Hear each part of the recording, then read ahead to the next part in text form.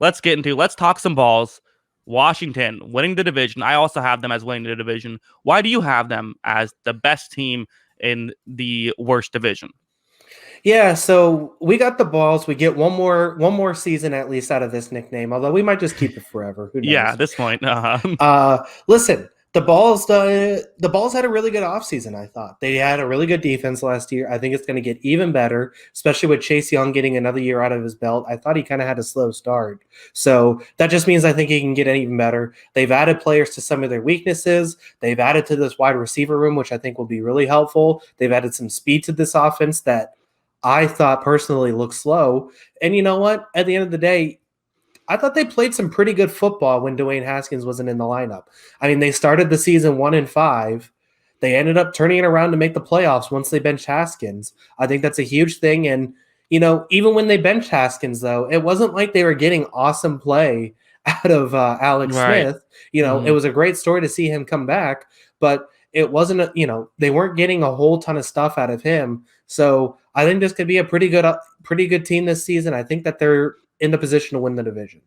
Yeah, I mean, this is a team that started 4 different quarterbacks last year with, Haskins, Alex Smith, Kyle Allen, and Taylor Heineke. Heineke probably the best of the 4. He's staying around. And what they did that I said the Giants should have done is they went out and got Ryan Fitzpatrick. And it makes sense. It's like, hey, here's a guy who I have as a tier 3 quarterback. He barely made tier 3, but he did. You have a guy who is, a solid quarterback. He might not be a superstar. He might not be around 10 years from now. Just in terms of football, hopefully he's alive. But he's someone who I do think that it makes sense to do this. And you have Ron Rivera, who I have as the 9th best coach in football. So I really like the head coach. And again, they're not going to have the quarterback turmoil that they had last year. I wonder, if they had Ryan Fitzpatrick last year, how many games does this team win?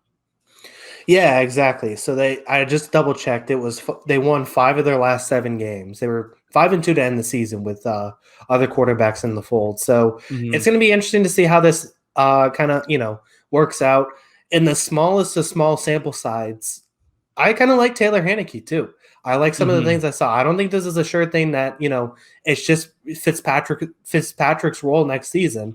I thought there were some good things out of Heineke, but at the very least, like you said, when it came to the Giants, if you're unsure of quarterback, then you make sure you have a guy you can at least feel comfortable with at number 2. And whoever wins the starting job, I feel like you can feel comfortable with who's at number 2 between these guys. So I think it's a pretty good combination of these 2 players. Do you have Heineke play the first 3 quarters of every game? Let Fitzpatrick be the closer. That's a great strategy. I mean, that's what every team should do. They should all have a closing quarterback. Yes, I always think I think the Jaguars could do it with Tim Tebow, right? You get one of those quarterbacks that always seems to come through in the big moments. Let them be the closer. I'm all for trying anything at this point. So no, I'm just kidding. Okay, I still think both of these guys can be pretty good in this team, though. So I like the options that they have. Yeah, you also have for the halfbacks Antonio Gibson, who I like as a rookie a lot. And then you have J.D. McKissick and Peyton Barber as well. So I have this as a tier 3 halfback room. That feels fair. I think Gibson can take the leap and maybe make this a tier 2 or make it interesting. But the top end of running backs is kind of tough to crack into, so I wouldn't be surprised. But I agree with you. I like what I saw out of Gibson last year. I think he'll have a little more consistency this time around. Yeah, and then we have for the wide receiving room / tight ends. This is another, I would say, strength. It's still tier 3. It's the best tier 3. You got Terry McLaurin, who's really good. He's a true number 1 guy, in my opinion. You also have Curtis Samuel, who they added. He's a good player. Adam Humphries, who's kind of an underrated signing. I could see him. He had some really good years in Tampa Bay. Was signed to a pretty big contract in Tennessee. Didn't really work out. Maybe a change of scenery will help. Dyami Brown, who I had as my top 10 wide receiver in the draft. They got him a little bit later, so that's a good pickup as well. Not to mention guys like Cam Sims and Steven Sims, who have done some good stuff.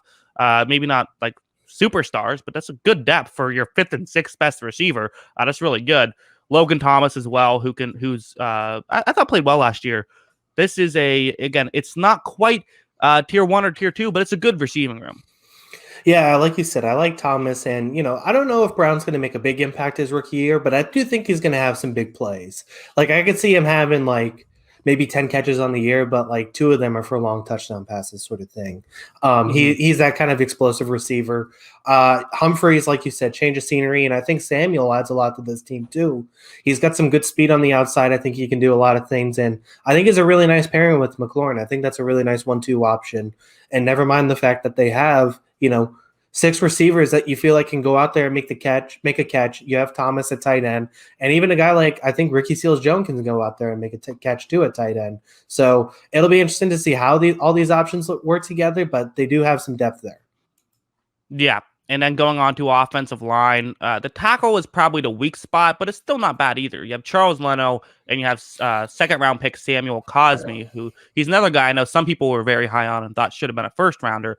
Then you have the interior, Brandon Sheriff, Wes Swelcher, and then they have Eric Flowers. Those are guards, and for center, Chase Rollier, who a very good center as well. It's a tier 3 offensive line. They don't have, Sheriff's kind of the only like great guy I would say, but they have some good players all around.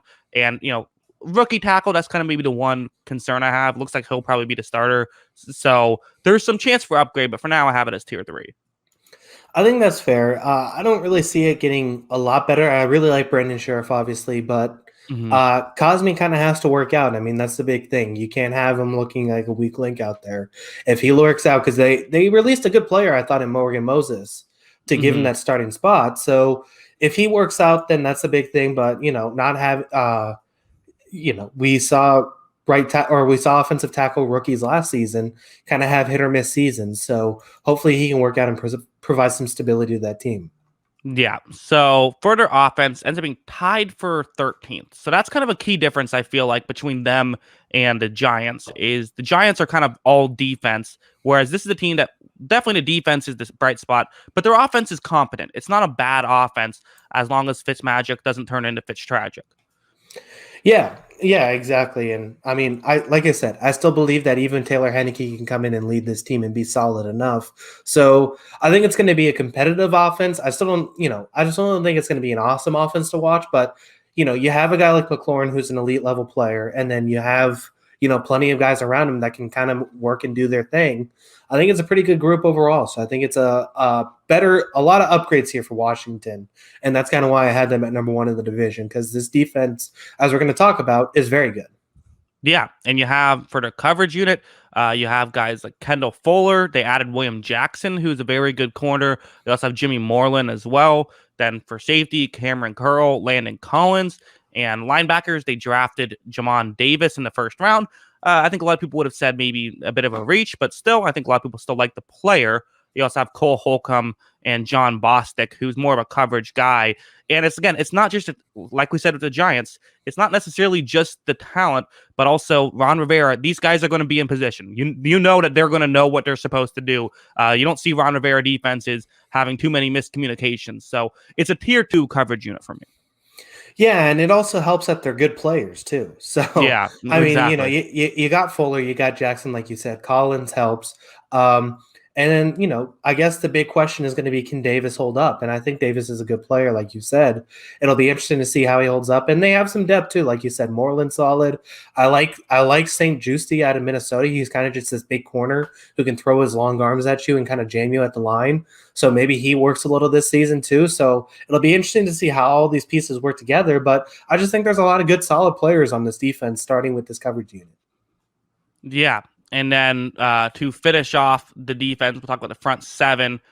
Interior defensive linemen, Deron Payne, Jonathan Allen, and Matt Ioannidis. You got 3 good players there, along with the edge rushers, which kind of is the highlight of maybe this team in general with Chase Young and Montez Sweat. Sweat, I think, really underrated. I think Sweat's probably the better of the two, although Young has the bigger name. They're both, their potential off the roof. These are 2 guys. No one would be shocked if they have double-digit sacks next year. I have it as tier 2 run defense, tier 1 pass rush. Yeah, I mean, this defensive line is the highlight of this team. And, I know you've been talking about coverage is more important than defensive line. Well, it helps to have a pretty good coverage and an elite level defensive line, because that defensive line can just make that pretty good coverage, look like a high level coverage unit.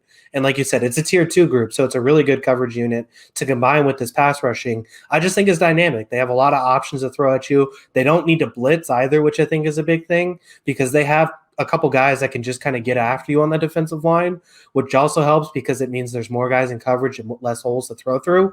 So I think it's a big thing that they don't necessarily need to blitz to get pressure. They have so many guys. And so another thing, like this defense, you ready for my other take? Okay. As you said, you highlighted him as underrated.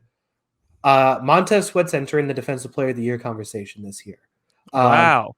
I mean, I still think he's got a little bit to go, obviously, to get to like the Myles Garrett level, but I think he's going to have the kind of year that really catches people's attention. I think he hits the level of a Defensive Player of the Year candidate. I don't know if he'll win it, and I'm not going to bet on him to win it, but I think he's in the conversation this year. Okay. Well, I don't think he can win it. I think that he would have to have a insane season to win it, just because he doesn't have the name, and we know that like with the awards that matters. How well known you are, it does make a difference. But I don't think it's crazy. I mean, especially with how much talent he has around him. Like, I don't think it's out of the question that he could end up with like 15 sacks next year. Yeah, I mean, he had 9. So I think, these numbers are going to look really weird too with the extra game as well. But I mean, with the extra game and in tow too, 15 sacks in 17 games, I definitely think it's in the realm of possibility for him this next season. Yeah, if he gets a couple lucky sacks as well, if he ends up like 17 or something like that, that people will definitely potentially. Yeah, I mean, he's a great player, absolutely. Kicker, Dustin Hopkins, tier 3. Defense ends up being second best in football. I have this team as its 5th best in the AFC, but leads their division, and 8th best in football. So I think you and I are a little bit different on the Washington football team. We both have them as the best in the division, but I think that they're a legitimate playoff team. I don't think that they're going to get in because of a bad division. Interesting. I mean, I could see the scenario of that happening, I guess. I just think there's teams in the NFC I like a little bit more. Now, a lot of those teams I think also struggle, especially when we're going to look at like the NFC South and the NFC West. I think a lot of those teams are really going to struggle with the fact that they're in really competitive divisions, which makes it a lot harder. But yeah, I mean, I could see the scenario where this team hits that level, but I think that they got to get a little better than below average quarterback play out of one of their two guys at the quarterback position. I definitely think there's a possibility, but I also see the scenario where, like you said, it's Fitzmagic or Fitztragic. It wouldn't be necessarily surprising to see it turn to Fitztragic next season, given his age and, that's been kind of his whole career. Right. Yeah. That's the whole cycle, right? Of he plays well enough to get a contract, completely falls on his face, gets a backup job, looks great in a small sample size, and then, plays well enough to get the contract. It's just cycle goes over and over again.